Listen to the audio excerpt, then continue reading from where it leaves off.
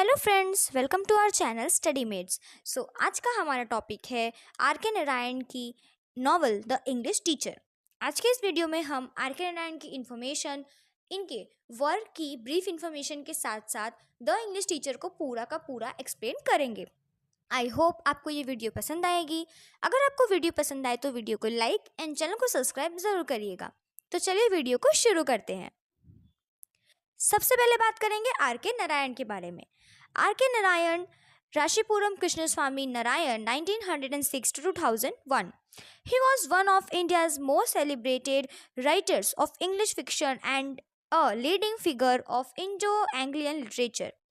Narayan's writing is marked by simplicity, gentle humor, deep human understanding, and realistic portrayal of Indian middle class life. His famous work included Swami and Friends, The Bachelor of Arts, The Guide, and The Man Enter of Malgudi and Malgudi Days. So friends, R K Narayan, जिनका पूरा नाम था राशीपुरम कृष्णस्वामी नारायण स्वामी अय्यर, ये 1906 में जन्मे थे और 2001 में इनकी डेथ हुई थी। ये इंग्लिश फिक्शन में इंडिया के सबसे फेमस लेखकों में से एक थे और इंडो एंग्लियन लिटरेचर के एक मेन फिगर माने गए। वो मेनली मालगुडी नाम की जो फिक्शन था, जो कि दक्षिण यानी कि साउथ इंडियन शहर बनाने के लिए जाने जाते हैं, जहां उनके कई नॉवल और शॉर्ट स्टोरीज की सेटिंग भी बताई जाती है। नारायण के लेखक की पहचान उनकी सादगी मतलब simplicity, gentle humour, deep human understanding और एक इंडिया फैमिली की मतलब मिडिल क्लास लाइफ होती है उसकी रियलिटी बताई गई है।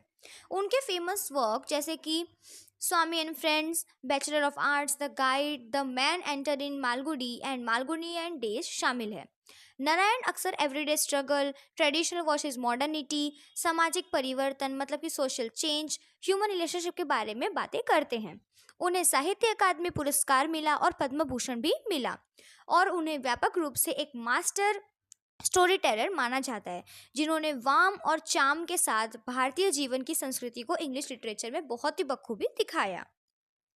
आगे बात करेंगे द इंग्लिश टीचर के बारे में। The English teacher 1945 is one of R.K. Narayan's most personal and emotional novels. It follows Krishna, a young English teacher at Albert Mission College in Malgudi, whose life changed after the tragic death of his wife Sushila.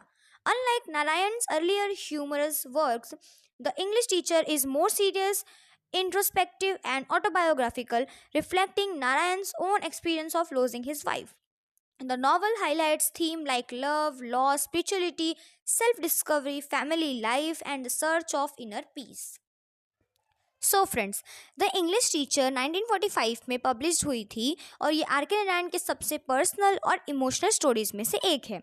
ये मालगुडी के Albert mission college के एक young English teacher Krishna को follow करती है, जिसका जीवन उसकी पत्नी सुशीला की दुखद मौत के बाद बदल जाता है।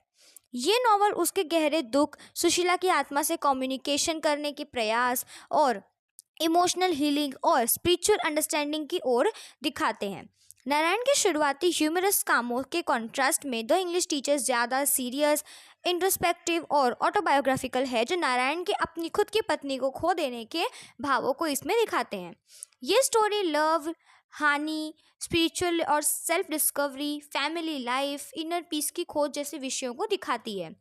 ये मैकेनिकल एजुकेशन सिस्टम पर नारायण की क्रिटिक और इमोशनल ग्रोथ के महत्व को भी दिखाती है।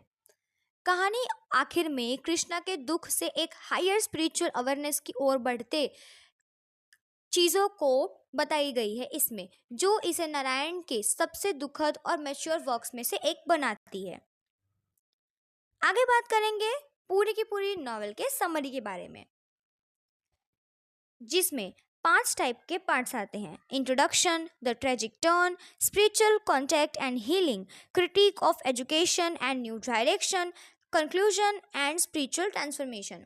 इन 5 चीज़ों में हमने स्टोरी को बांटा है। तो चलिए स्टोरी की समरी को चालू करते हैं।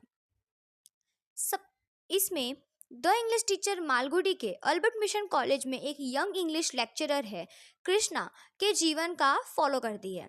ये एक लिटरेचर और एक टीचर को दी हुई एक नॉर्मल रूटीन वाला और कुछ हद तक डल लाइफ जीने वाला आदमी है। उसकी रियल खुशी तब शुरू होती है जब उसकी पत्नी सुशीला और उनकी छोटी बेटी लीला उसके साथ मालगुडी में रहने आते हैं। ये नया दंपत्ति एक नया घर देखने का काम शुरू करते हैं और छोटी खुशियों और रोजमर्रा के संघर्षों से भरे हुए एक गर्मजोशी वाले डोमेस्टिक लाइफ में बस जाते हैं। एक दिन अपने नए घर को देखते टाइम सुशीला एक गंदे बाथरूम एरिया का यूज करने के बाद बीमार पड़ जाती है और उसकी बीमारी गंभीर हो जाती है और उसे टाइफॉइड हो जाता है। किशन उसे बीमार देखकर बहुत ही ज़्यादा एंजियस हो जाता है और सभी इलाज और उसकी लगातार देखभाल के बावजूद सुशीला की हालत बिगड़ती जाती है और वो आखिर में मर जाती है, जिससे किशन पूरी तरीके से डिप्रेस्ड हो जाता है। ये स्टोरी का टर्निंग पॉइंट बन जाता है। सुशीला की मौत के बाद जो किशन था वो बहुत ही ज़्यादा दुखी, अकेलापन और इमोशनल एम्प्टीनेस और परेशान रहता है। वो अपने काम से डिस्कनेक्टेड फील करता है, अपने रोज़ के काम में इंटरेस्ट भी खो देता है और अकेले अपनी बेटी की देखभाल करना उसके लिए बहुत मुश्किल साबित होता है। इस दर्दनाक टाइम के दौरान उसे एक ऐसे व्यक्ति से मुलाकात लेता है जो खुद एक साइकिक है, मतलब बताता है कि वो आत्माओं से कम्युनिकेट कर सकता है, मीन्स मीडियम।